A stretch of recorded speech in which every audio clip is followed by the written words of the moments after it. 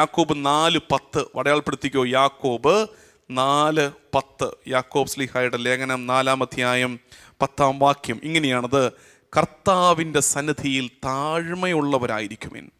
ശരിക്കും കർത്താവിൻ്റെ മുമ്പിൽ നിൽക്കുന്നവർക്ക് എപ്പോഴും ഉണ്ടാകേണ്ട വിചാരമാണ് താഴ്മയോടെ നിൽക്കണേ.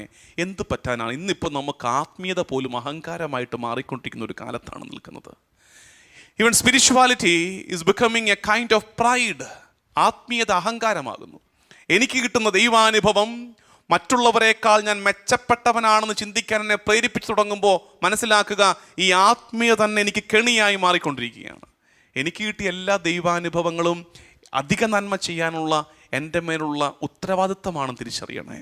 ദൈവാനുഭവങ്ങളൊക്കെ നന്മ ചെയ്യാൻ കർത്താവ് തരുന്ന റെസ്പോൺസിബിലിറ്റിയുടെ സൂചനയായിട്ട് വേണം മനസ്സിലാക്കാൻ. കർത്താവിൻ്റെ സന്നിധിയിൽ താഴ്മയുള്ളവരായിരിക്കുവിൻ, അവിടുന്ന് നിങ്ങളെ ഉയർത്തും.